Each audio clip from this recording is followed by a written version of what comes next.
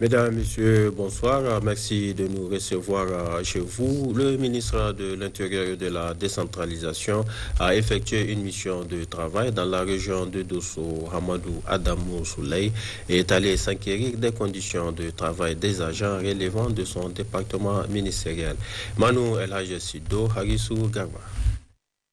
Accompagné d'une forte délégation, le ministre de l'Intérieur et de la Décentralisation, M. Amadou Adamou Souley, a entrepris cette mission de travail dans la région de Dosso par les départements de Tibiri, Djoundjou et Gaya. Celle-ci rentre dans le cadre de la vulgarisation des stratégies nationales de sécurité intérieure et de proximité dans certaines régions de notre pays, dont celle de Dosso. Elle vise spécifiquement de renforcer la cohésion sociale et à contribuer à la stabilisation puis au relèvement des communautés durement affectées par les crises sécuritaires. Les résultats attendus de cette mission sont entre autres l'appropriation de la charte de la prévention et de gestion des risques de déstabilisation sociale et sécuritaire, puis de mettre en place un réseau pour une remontée rapide et efficace de l'information. Ainsi, à Tibiri, comme à Djoundjou, le ministre Hamadou Adamou Souley, qui avait à ses côtés le gouverneur de la région de Dosso, M. Al-Bashir Aboubakar, et les autres membres de la mission ont eu des rencontres avec les conseils départementaux de sécurité élargis aux maires et aux chefs traditionnels. À Tibiri, il a aussi rencontré les leaders communautaires devant lesquels il a développé plusieurs thèmes liés à la sécurité, à la cohésion sociale et à la lutte contre la fraude des hydrocarbures, avant de leur transmettre les salutations fraternelles de son Excellence M. Bazoum Mohamed, président de la République, chef de l'État. Il a également rendu une visite de courtoisie au chef de canton de Tibiri et a visité le chantier de la réhabilitation du palais royal de Djoundjou. La délégation a bouclé la première journée, tard dans la nuit, par le département de Gaya. Au niveau de toutes les étapes, le ministre de l'Intérieur et de la Décentralisation a transmis aux populations les salutations fraternelles des plus hautes autorités de notre pays avant de leur demander de multiplier les prières pour que le bon Dieu nous descende la paix et la quiétude sociale dans notre pays et que cet hivernage en cours soit fécond sur l'ensemble du territoire national. Le ministre de la Défense nationale a pour sa part effectué ce matin une visite au niveau du haut commandement de la gendarmerie nationale. Avec le personnel, Al-Kassoum Indatou a discuté des changements qu'il faut apporter afin que le corps de la gendarmerie nationale réponde aux attentes des populations. Cette visite a permis au ministre de la Défense nationale de rencontrer le personnel officier, sous-officier, gendarmes de rang et aussi des gendarmes à la retraite pour discuter sur des questions de la gendarmerie nationale. La rencontre s'est tenue dans l'amphithéâtre colonel Salif Tanko, au haut commandement de la gendarmerie nationale. À l'ouverture des travaux, il y a eu tout d'abord le mot de bienvenue du général de corps d'armée au commandant de la gendarmerie nationale. Ensuite a intervenu le ministre de la Défense nationale pour inviter son auditoire à un examen minutieux de l'ordre du jour. Puis l'exposé présenté par le colonel Cheikh Omar Diakité, commandant la première légion de gendarmerie de Niamey. À l'issue de cet exposé, a débuté la conférence de débat où le ministre de la Défense nationale a apporté des réponses aux préoccupations des intervenants. Cette rencontre, qui a duré près de 5 heures de temps, s'est déroulée dans une bonne ambiance. Elle s'est traduite par un dialogue direct et franc. Cette visite de travail a été bien appréciée par le personnel de la gendarmerie nationale. La rencontre a pris fin sur une note de satisfaction du ministre de la Défense nationale.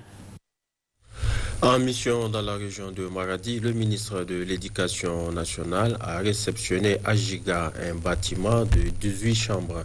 Cette infrastructure est offerte par le ministre du Plan et servira de dortoir aux jeunes filles du collège. Sandanatahi Nassirou Nakakale. Un bâtiment à étage de 18 chambres très spacieuses et ventilées, d'une cuisine, des toilettes, d'une adduction d'eau potable, d'une installation électrique, le tout clôturé d'un mur de sécurité.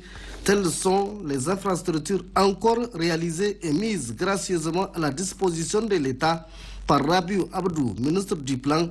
Ma joie est d'autant plus grande que la cérémonie qui nous réunit aujourd'hui matérialise une des promesses phares de son Excellence, M.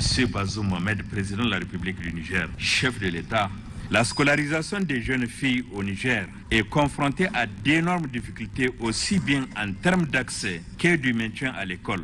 Cela malgré les dispositions portant sur la protection, le soutien et l'accompagnement de la jeune fille en cours de scolarité. À tout seigneur, tout honneur, dit-on, qu'il me soit alors permis de louer et de rendre un hommage mérité à notre généreux donateur, que je Rabiu Abdou, ministre du Plan, qui, dans un élan patriotique, a pris l'option depuis quelques années de construire et de mettre gracieusement à la disposition de l'État plusieurs infrastructures scolaires. Notons auparavant les mots du maire de Ourafan qui a décliné le long chapelet de réalisation du Dr Rabiu Abdou, ministre du Plan ressortissant de sa commune au profit de sa population, et du gouverneur Chebou Aboubakar qui a appelé les parents à inscrire, à maintenir leurs enfants à l'école et à suivre leur éducation à la faveur de ces infrastructures adéquates. Cette cérémonie se conclut par la visite des infrastructures réalisées par Rabiu Abdou pour créer les meilleures conditions de vie aux populations de Giga. Il s'agit, outre ce bâtiment internat pour filles, de 10 salles de classe au collège franco-arabe, du complexe enseignement secondaire, de la cité de 40 chambres servant de dortoirs pour les élèves garçons, du complexe hospitalier, des mosquées, des écoles coraniques, entre autres.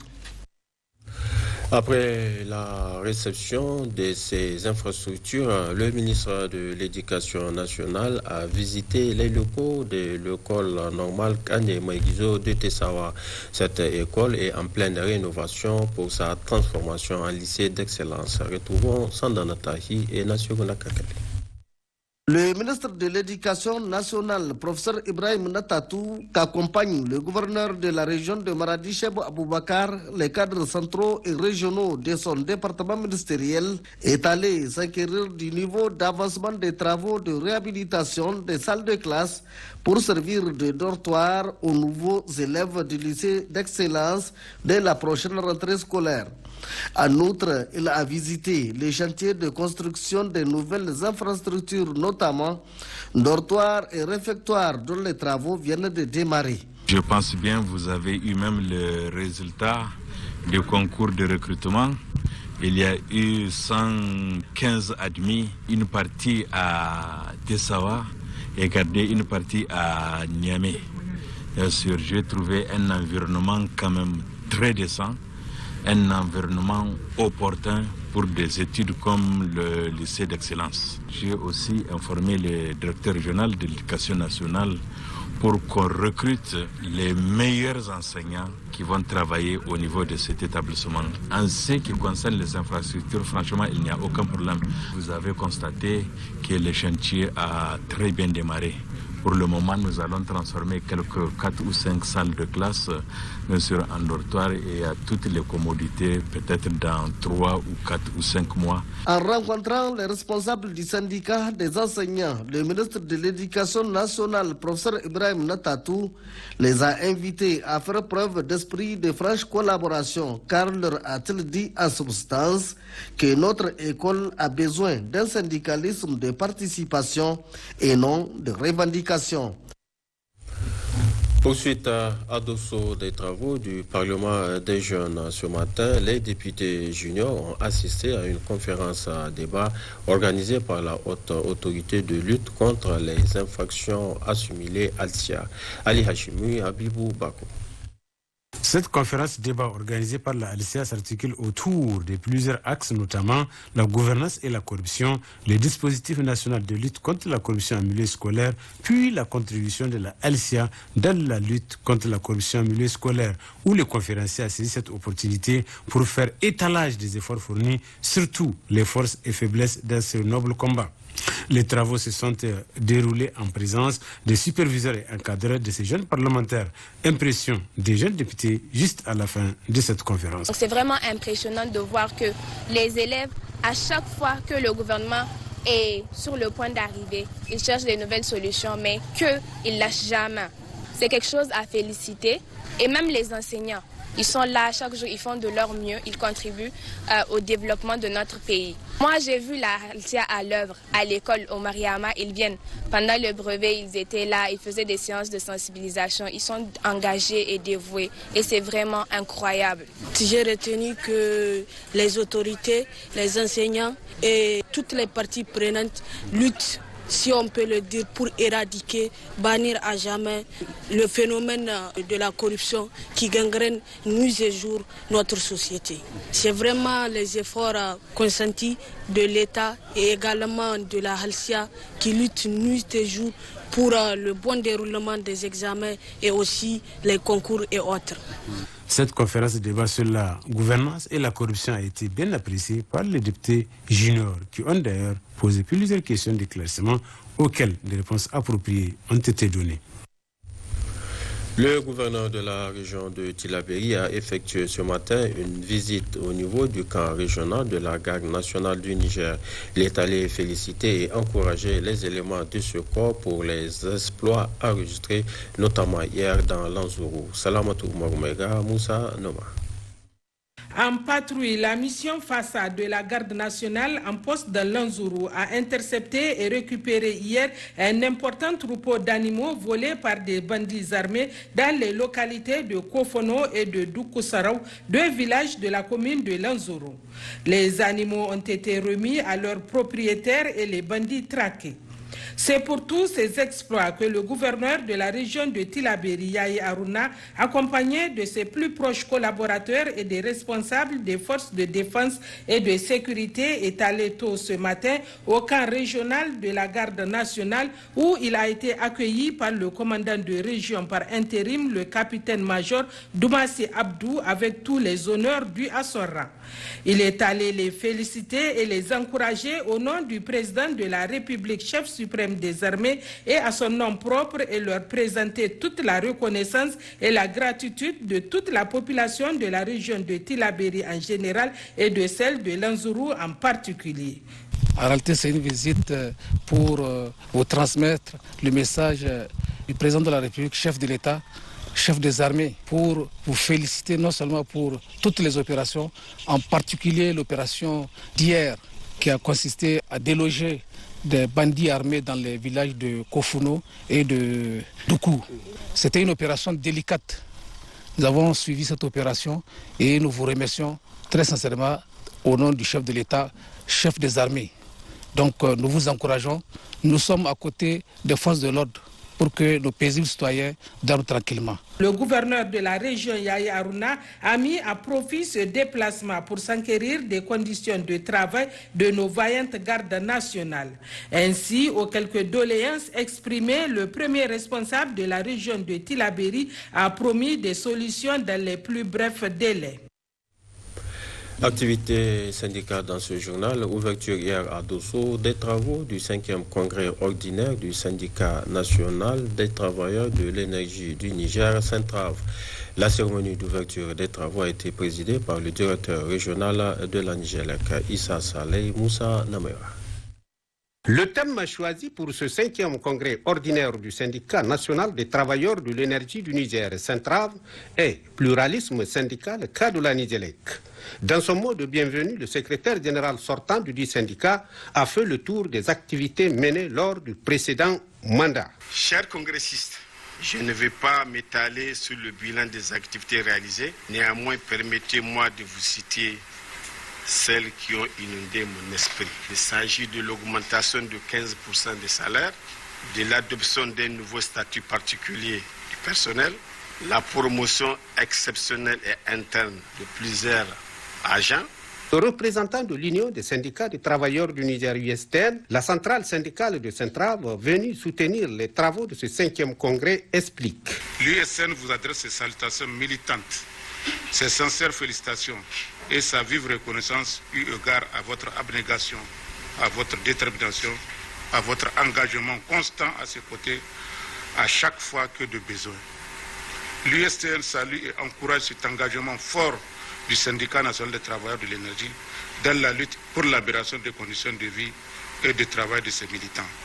Vous êtes un exemple à suivre pour les autres syndicats affiliés, car le combat qui nous attend exige l'union et un apport de tout un chacun. Le directeur régional de la Nigelec de Dosso, M. Falke Oumarou, a dans son mot d'ouverture des travaux assuré aux congressistes, au nom du directeur général empêché, du soutien de l'administration de la Nigelec à la tenue de ce congrès. Culture, éducation pour clore cette édition. La 7e édition de la langue Hausa s'est tenue ce matin à Zender.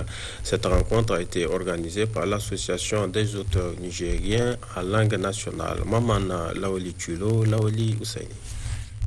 C'est la devanture du sultanat de Zender qui a servi de cadre à cette commémoration de la 7e édition de la langue Hausa et la 3e au Niger. Plusieurs interventions ont marqué la cérémonie. D'abord celle du secrétaire général chargé à la communication de l'association des auteurs nigériens en langue nationale, Aouraouf Sidi, qui s'est apaisanti sur l'objectif de cet événement. Donc c'est pour rappeler aux gens la question, l'importance de la langue maternelle et le développement qu'on peut en faire. Notre souci, pour ce qui concerne la langue Hausa, aujourd'hui célébrée, il s'agit d'une langue bien connue dans le monde, bien connue sur les médias internationaux, d'une langue que nous souhaitons peut-être aux Nations Unies.